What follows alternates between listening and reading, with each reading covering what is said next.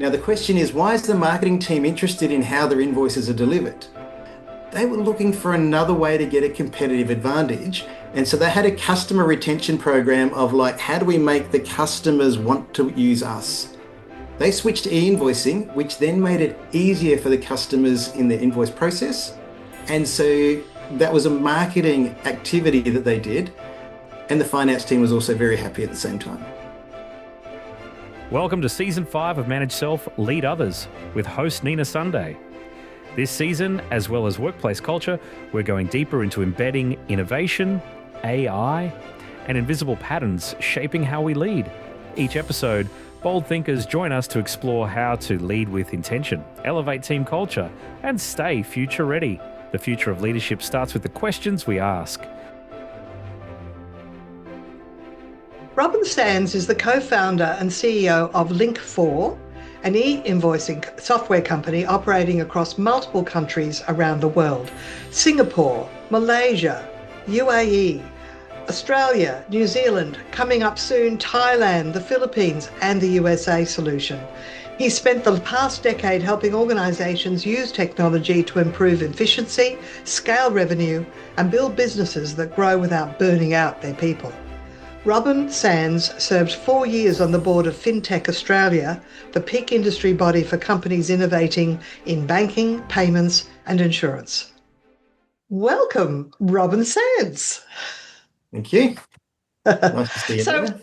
So e-invoicing is something I wasn't aware of until I came across your company, Link4. And although you're Australia-based, you're now growing exponentially around the world. You're in 5 countries and more.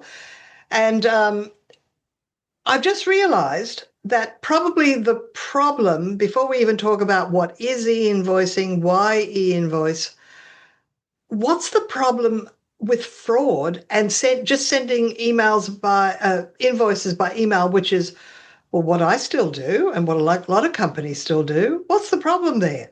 Yeah, no, that is common. That's the way people do things or the way people have been doing things. But email is not safe. People can read your emails. Well, people are reading your emails all the time, but people can intercept them and change the information that's being sent.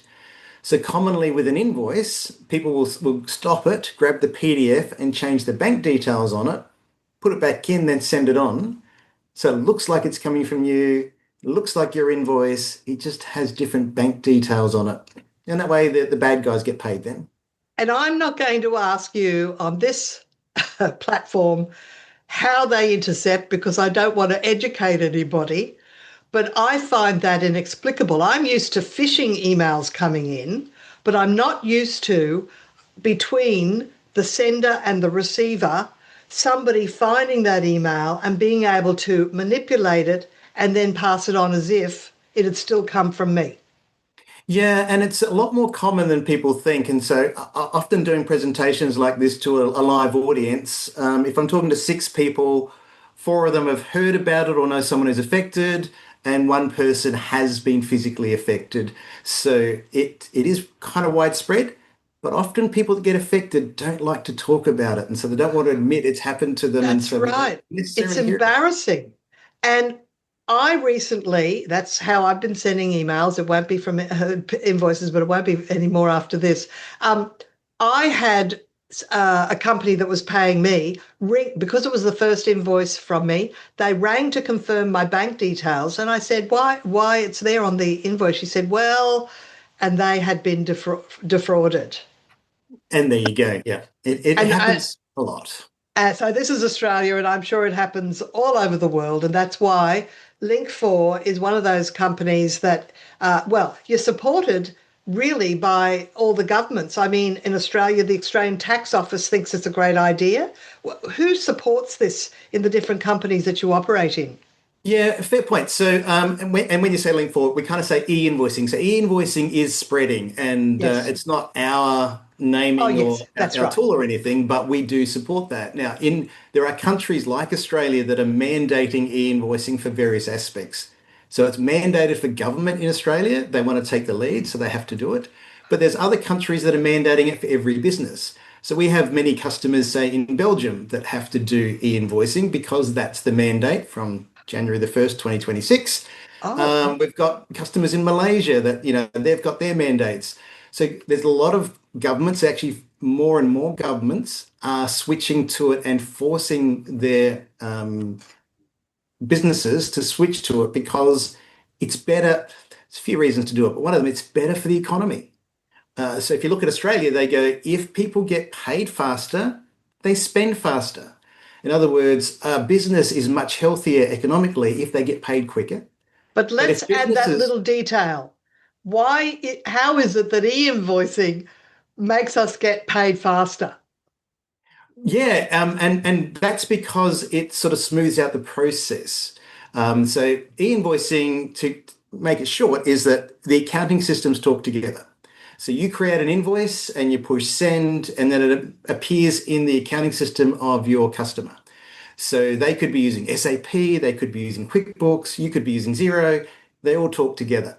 We're that communication point between them to allow that to happen. And they can communicate different things backwards and forwards between them. And it means that process of sending an invoice happens much faster. It happens instantly. So that then allows the person on the other side to go, oh, this is easy, accept, done. And often it can get paid on the same day or within the same hour of it being received. Well, except that I know some companies that pay invoices have this policy of we only pay 30 days.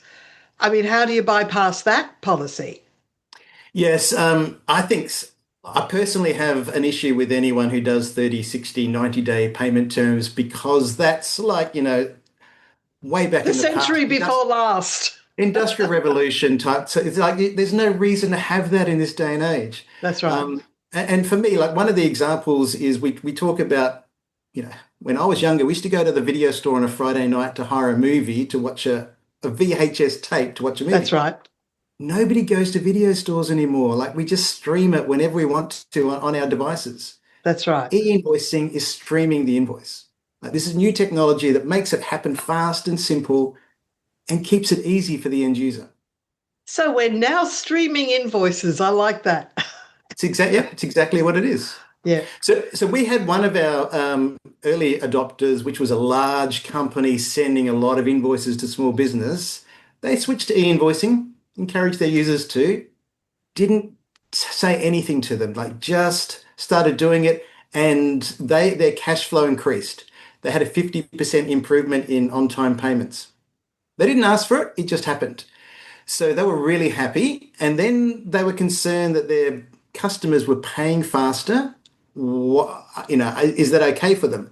So they hired a team to go and do a survey. The survey came back and said 82.5% of them loved it, happy to pay faster because it made their invoicing process much easier. It reduced admin time, and that is a Yeah. cost saving. There's an opportunity cost in actually all this manual handling. So it's automation, and it's probably AI. There's there's a connection with AI. What is the connection with AI and e-invoicing? Oh, look, there's more and more AI becoming involved, but just that aspect, if you've ever sent an invoice to someone and you go, I sent you that invoice and you're following up because they haven't paid and they, oh, I didn't get it.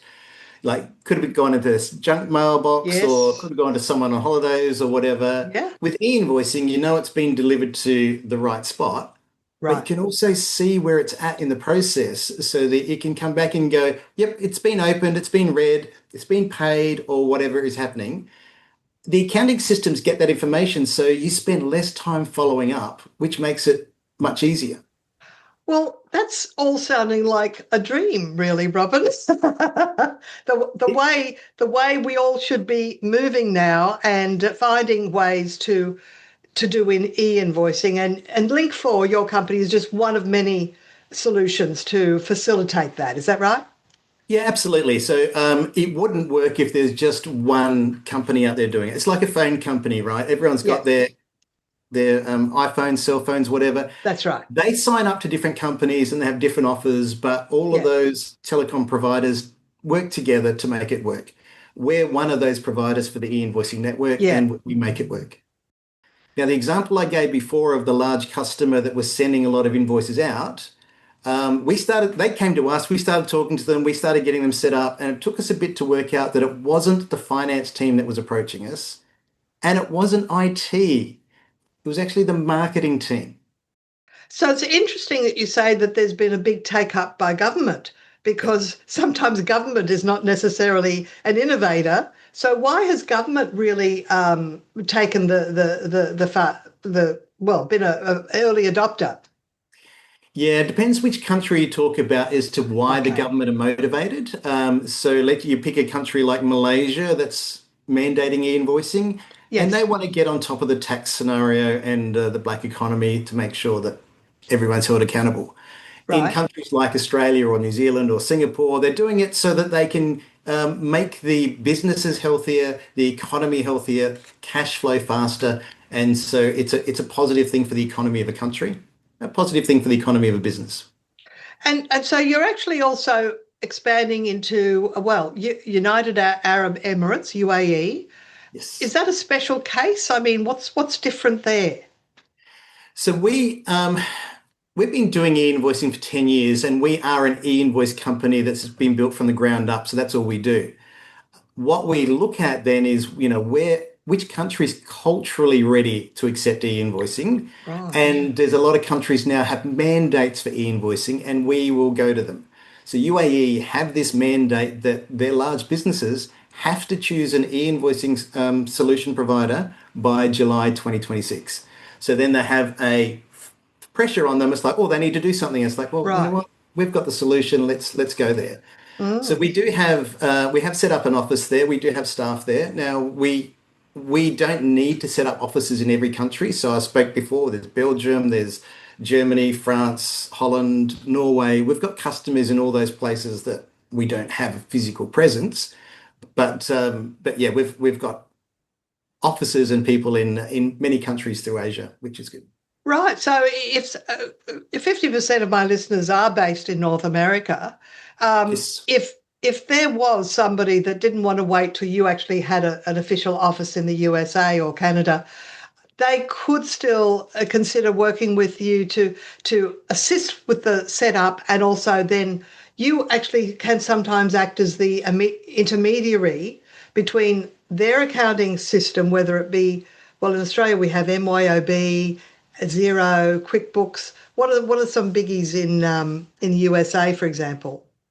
Oh, the biggest one would be the biggest small one would be QuickBooks. So in Oh in yeah, 2016, we made QuickBooks e-invoicing possible, and we work well with the Intuit team to make sure that that is looked after. But on the larger side, we talk about NetSuite, and we've got a built for NetSuite solution. We've got SAP, we've got Microsoft Dynamics, we've got some of these larger systems.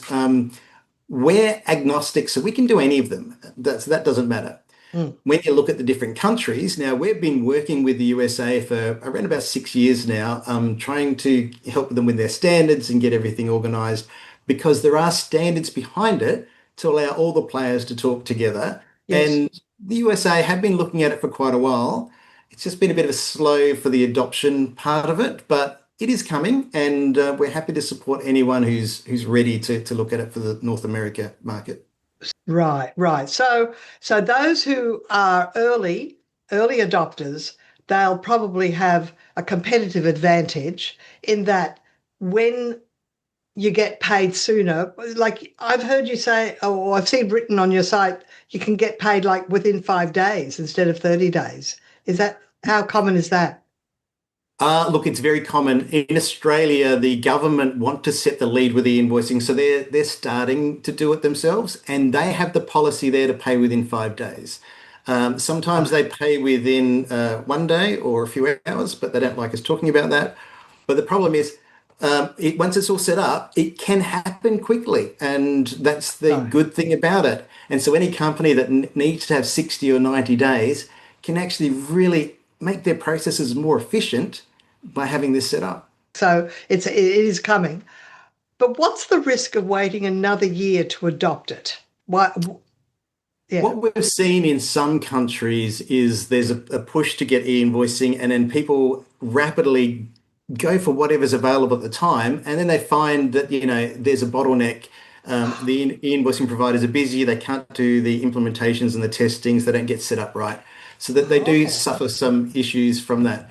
But it's also that aspect of staff being trained and being aware of what's happening, or communications that need to go out. There's a lot more to it than just going, oh, let's switch it on, because it can be switched on quickly. Another issue that I've seen is like, the CEO will say to the finance team, get e-invoicing. And so they will set themselves up so they report everything to the government, but they don't set it up so they get business benefits. I And see. and it's like, for me, it's like, if you're going through the process, you might as well get the business benefits from it, not just sending a report to the government, which some countries, all they need is a report sent to the government. That's all they want. But Yes. aspect of sending an invoice between businesses makes both sides happy. It's a good thing. Well, one, the learning curve means that you can spread it over time and get it done right. Number two, anybody listening to this who can see that if they set it, educate their suppliers, their contractors, their whoever they send invoices to, their clients, if they educate them that you're an early adopter of this new system that streamlines everything, it's going to make the corporate image so much elevated, more elevated. But you'll lose that advantage if you're if you're what they call a late majority. A laggard. Yeah, Yes. even worse, laggards. They don't do it at all. Yes. No, but they're interesting. One of the countries we saw that there was this large company that got onto it early, and then they were used as the example. And they got like, I'm going to say free advertising, because people kept speaking about, oh, this company does that, and they're doing amazing things here. And these guys were the first ones to do that. And it just really sort of showed their brand was moving forward, up with the latest, and doing the best thing for their customers. so, so, so let's look ahead to 5 years. We're sort of coming to the end of our time, Robin, and I'll give you a chance to tell people how they can find you.